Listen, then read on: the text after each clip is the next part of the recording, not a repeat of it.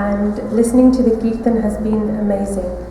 The work that's being done here by the Hemkunt Foundation is very, very commendable, and it's my pleasure to be here with you to support these efforts. As Uncle Ji told you, I'll be sharing with you a small presentation about the history of Kirtan. Whether we call it Gurmat Sangeet or Rag Kirtan or Sikh music, it's the same thing, singing the Shabads from the Guru Granth Sahib. We've become accustomed to different traditions and different practices over the years. And for me myself, when I was learning, when I started my journey about 14 years ago, I had a lot of questions. Questions which I didn't get suitable answers for. To tell a child when they ask you a question that you don't question your guru, you just bow down, that's not logical. And at a point, at a stage in somebody's life, they will break away from that because they don't have a real connection. I was fortunate enough to come across a teacher who helped me to actually conduct my own research and question things and challenge them. And for me, that is the journey of Sikhi. Not to take everything at face value. Yes, there are traditions which must be respected and maintained. But if we don't understand the purpose of those traditions, at a certain point they will die out. For all of us as Sikhs, Kirtan is imperative. And that's a strong statement. But the reason for that statement is that our Guru Granth Sahib, is written completely in a musical format. Rags are musical modes. A lot of people get scared from the word rag. They don't understand what this means. It's not just the technicality of playing the music or singing the Shabad, but it has an emotional context. Rag means mood. When you're happy, your voice, your tone, your pitch, your rhythm changes. So if I'm talking to you in complete happiness, I don't have to tell you that I'm happy, but you can hear it in my voice. You can see it in my face. And if while I was talking to you, I was shedding a tear, the tone of my voice would change. The pitch of my voice would change, and so would the rhythm. And I wouldn't need to tell you that I'm sad, but you would understand that I'm sad. Context is very important to understand something. The rags they've been allocated on top of each Shabad for a very specific reason. And for a period of around 100 years, that hukam of the rag has been ignored. You're fortunate to have this platform where you're being encouraged to keep that tradition, that art alive. It is very important. I wish that I had this opportunity 14 years ago and I could have done this, but I'm glad that it's here for our next generation. It gives me some hope that, there are people out there who care, who will keep this alive. When I started, as I mentioned, I had a lot of questions. Things didn't make sense to me. People talk about Shabad Guru. Come to the Gurdwara, you bow, you're supposed to do Kirtan. There's a lot of things that we're told to do as children. But if you were to ask the question why to each of those different traditions, or let's call them rituals at the moment, there's very few to which you get the answer. A lot of them you're going to be told, chup karke beja, Gurdwara aaya, matha teko, bas, that's it. We have parents who come to us who are concerned for the future of their children, because at the age of 16, 17, when they're starting to look to universities and colleges, they're no longer interested to go to the Gurdwara, because that the anger of the parents doesn't work after a point when the children become independent. And then the parents become concerned that what will be the future of my child? Will they be connected to their Sikhi? Will they be connected to their Guru? Will they do their part every day? Will they turn to their Guru in times of pain and in times of joy? And that uncertainty, it shakes every parent. My simple answer to that is, if we were actually giving ourselves included parents, children, grandparents, everybody, if we were giving ourselves a real opportunity to ask these questions and to collectively seek answers, we would stand a stronger chance of building a connection with our Guru, something which is missing from our whole bond at the moment. That's what divides us. There's too many contradictions and not enough unity. The only thing that unites us is not the colour of our dastar, is not the type of kapde we wear, is not where we're from. The only thing that unites us is Guru Granth Sahib.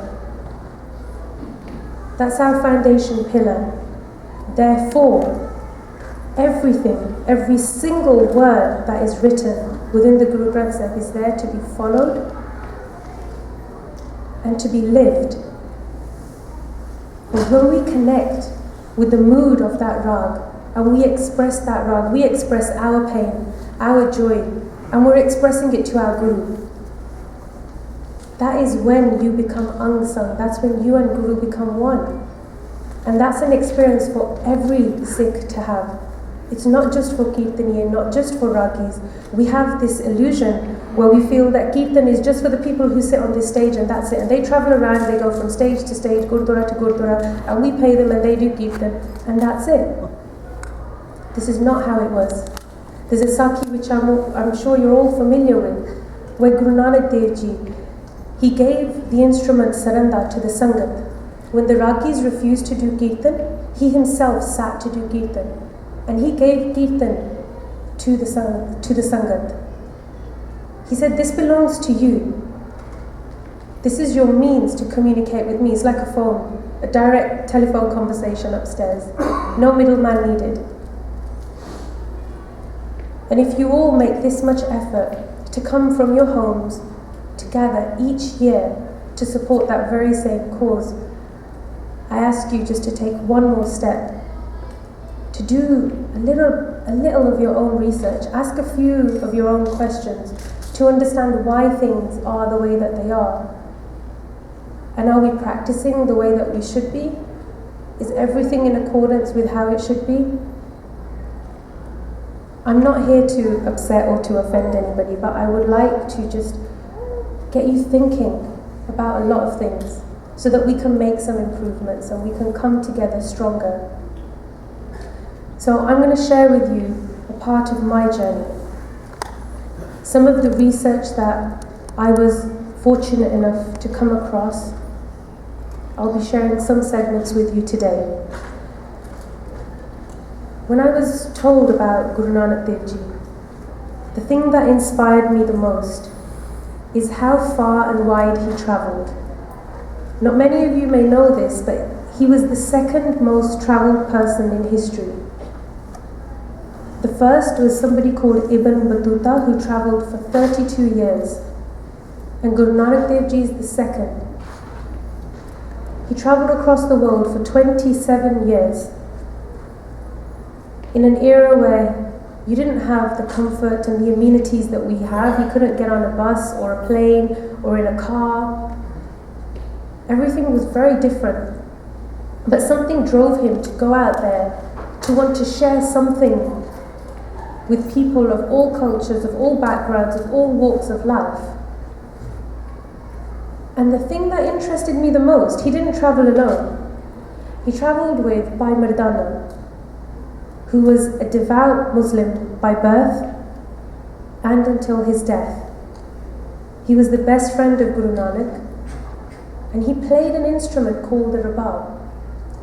And they travelled together, the two of them, with this rabab,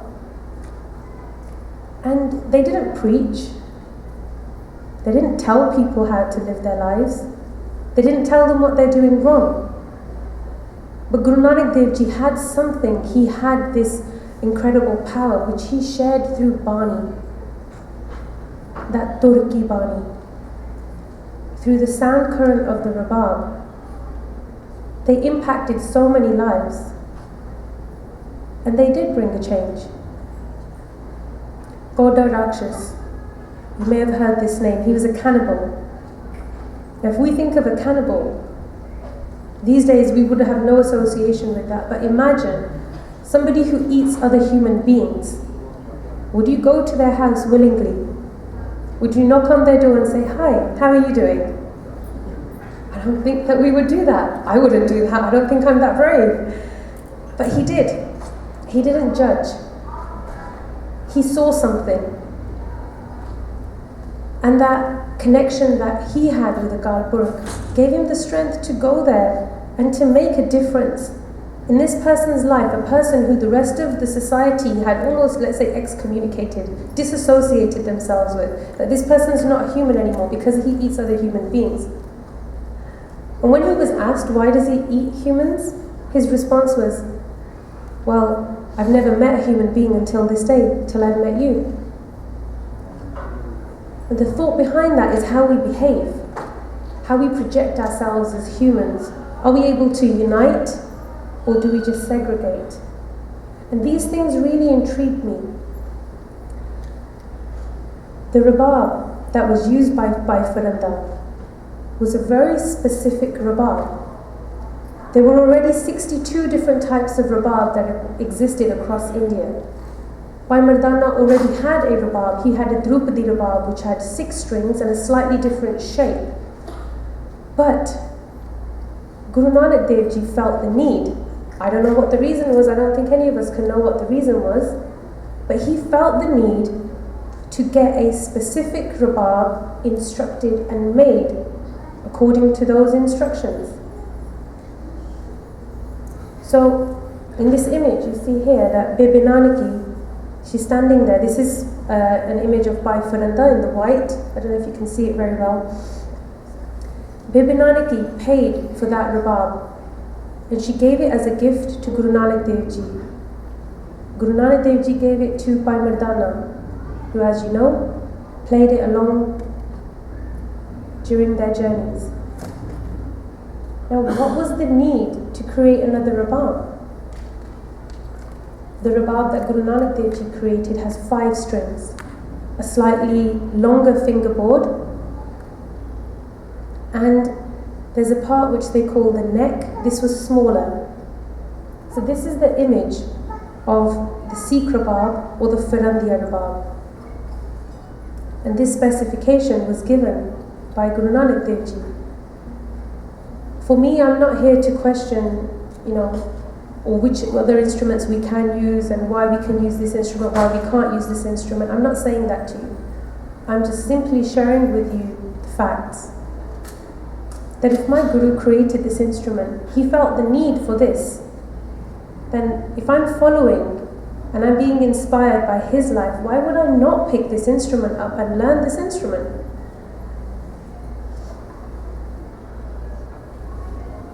This is just an image to capture a thought.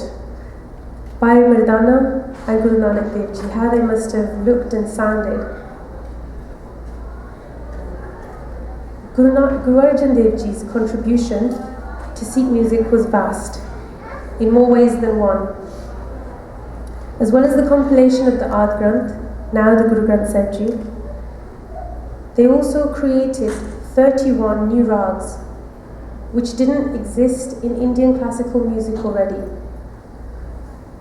So according to our research, there are 60 rags that exist within the Guru Granth Sahib.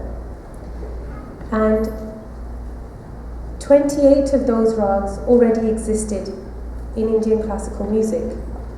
They were used, and 31 new rags were created.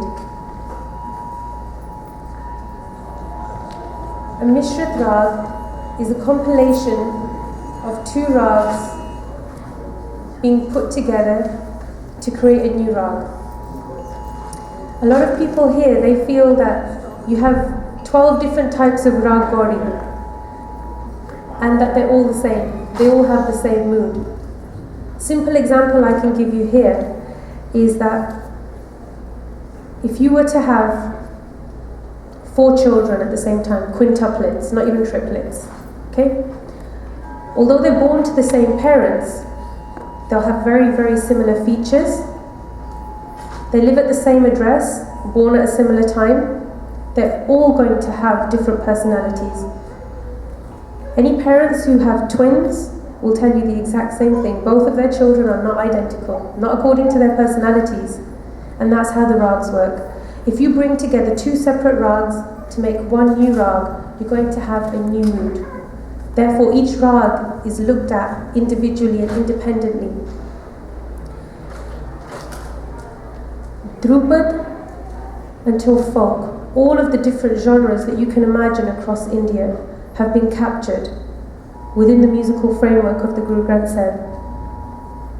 The concept of South Indian music has been preserved, not only in the music but also in the language as well. So the dialect you'll see in different rags, when it comes from, for example, Rag Gauri Malwa, you'll feel that within the actual text you can feel the Malwa, that little, let's say, the edge to it. So they're a part of Punjab where they don't use a V, they use a B. So they won't call it a window, they'll call it window. And these things have been preserved in the text. The terminology for Sikh music, for Gurmat Sangeet, is different to Indian classical music. Indian classical music has Asthai and Antara. And Sikh music, Guru Arjan Dev Ji gave us Rahau and Pada. And this is all documented in the Guru Granth Sahib. The instrument that you see in this image here is called Saranda. This was created by Guru Arjan Dev Ji before he was actually Guru, at the age of 13 in Goindwal Sahib. Jabara Sahib is the name of the Gurdwara where he created this instrument. He also, within his court, so when he was Guru, a second instrument was created called the Jori, where the Mardang, which was a one-barrel drum, was cut into two pieces, and this created two barrels. From the Jori evolved the tabla. This is a picture of the saranda. And again, this is an instrument which was created specifically for Kirtan by our Gurus. You have the Jori. And in the court of the sixth Guru, the sarangi was introduced for the singing of the Vara. There's 22 Vara or ballads in the Guru Granth Sahib. The sarangi already existed. It was not created by any of the Gurus. It was created 5000 BC by Ravan. Guru Gobind Singh Ji, as well as compiling the Dasam Granth, giving Guruship to the Guru Granth Sahib Ji, he created two instruments in his court. The first one is called Taus, which is Persian for peacock. And the second, which was a downscaled version of the Taus, is called Dilruba. Mata Sundari used to teach Kirtan in the court of the 10th Guru with the Dilruba. This is an image of the Taus. And at the times that these instruments were created, there was a lot of turmoil for Sikhs. There were many battles that were being fought. But in none of those battles was a Sikh separate from his Saj. They had their weapons, and they had their spiritual weapons with them too. Every morning before the battle started, the Jauki of Japji and Varasa would take place. In the evening they would do Sodar and Soburg. And everything would continue within that regime.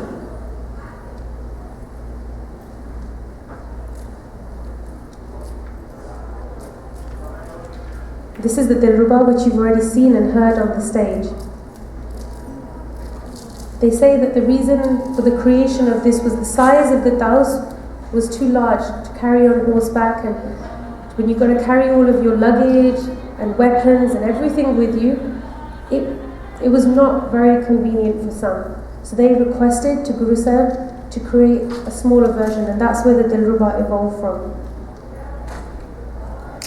Now that was a background and association for all of you who are not aware as to which instrument is associated with which Guru Sahib.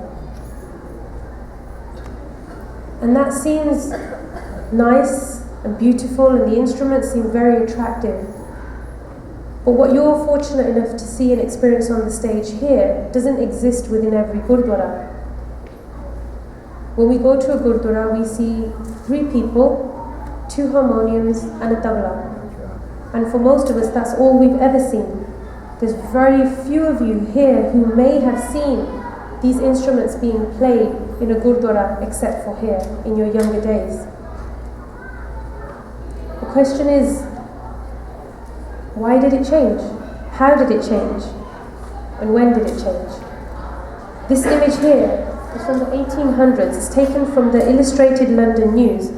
And this is a sketch of the inside of Darbar Sahib. And a lot of people, when you look at this, you wouldn't think of Darbar Sahib, the Golden Temple. You would wonder what this image is of.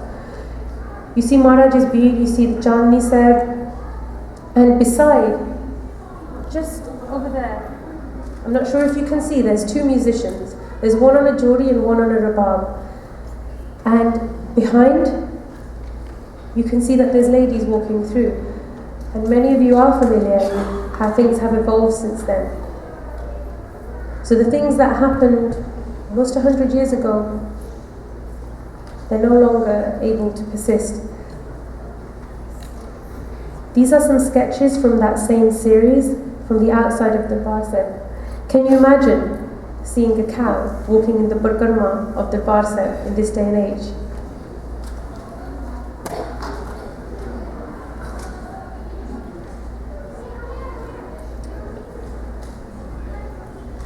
Now this image here, this is a very interesting one. This is an address made to the British Parliament on the 2nd of February in 1835 by a gentleman called Lord Macaulay. And I'll read it out to you. So what he reports back is, I have travelled across the length and breadth of India. I have not seen one person who is a beggar, who is a thief. Such wealth I have seen in this country, such high moral values, people of such calibre, that I do not think we would ever conquer this country unless we break the very backbone of this nation, which is her spiritual and cultural heritage. And therefore, I propose that we replace her old and ancient education system, her culture. For if the Indians think that all that is foreign and English is good and greater than their own, they will lose their self-esteem, their native culture, and they will become what we want them, a truly dominated nation. And this is a reality that we live and we face. They were successful in their objectives. Not only did they change the way that we practice our faith, they changed the way that we dress, the way that we eat, they changed our education system, they changed our medical system. Allopathic medicine didn't evolve in India. It came in from the West. Ayurveda, that was what the Indians had. Naturopathy, that was what we had there. Now, I'm British by nationality and by birth. I'm not against the British whatsoever. But it's important for us to understand what has changed and how we can improve from here. What can we do to rebuild what's being taken from us? In this image here, I'm not sure if any of you notice anything different. You have an image, this is actually a photograph, which has the Darbar Sahib, and right next to it you have a clock tower. And when the British came to Punjab, they demolished one of the palaces which existed in the Parkarma of the Darbar Sahib, and on the outside they built this tower.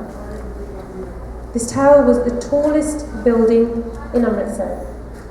So they wanted to make a point, they wanted to make a statement. And at the bottom of the tower, on the first floor, or the ground floor as you call it here, was a police station, so that they could control all activity within that area. And it was conveniently, very conveniently situated right beside the Barsad. It was built in 1862, and it was in the 1950s that it was taken down. And I know there's a lot of people in this room who had no idea about the existence of this tower. There's a lot of atrocities that we've faced, and we're unaware of them. But unless we educate ourselves, unless we research and we look into these things, no one's going to tell us this. When the British were there, as they decided to make things more convenient for us, they brought us a gift. This is a bellow piano, and the brand, the seal you see here is Dayban. And this gentleman is Alexander Francois Dayban. He created the harmonium in the 1840s in Austria. That instrument, when it was brought into India in the 1860s, it came into the south to Calcutta. It had a foot bellow. So you would, instead of having the hand pump now, you would pump with the foot.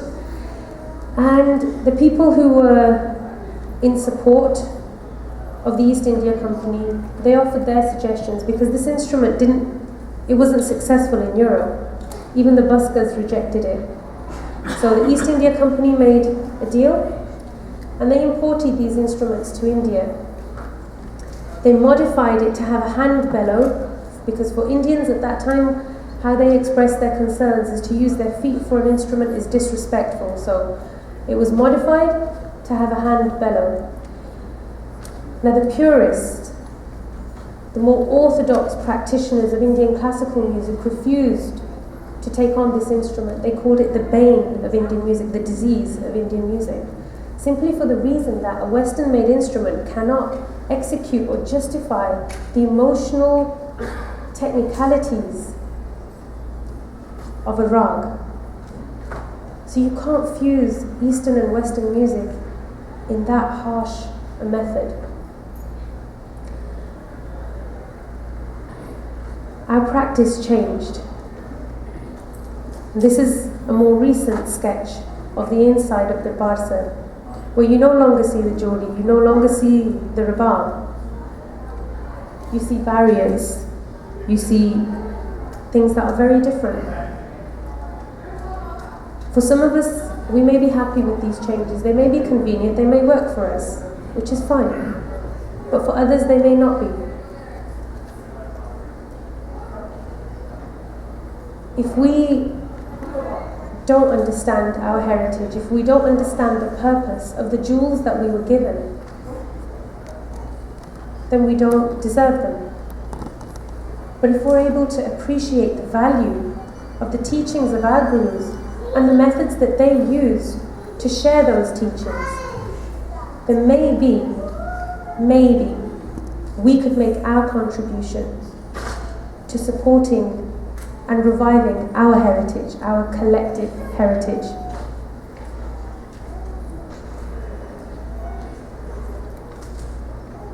Soon enough, it will be Germans and Spanish who will be coming to teach you and your children about Rag Kirtan and Guru Saj. And before that happens, let's all try to strive to learn why our gurus felt a need for these instruments, why they felt a need for Kirtan in Rag. There's a reason for all of these things, and it's not to be taken lightly. So I request you all that please make a contribution to reviving our heritage. Waheguru Ji Ka Khalsa, Waheguru Ji Ki Fateh.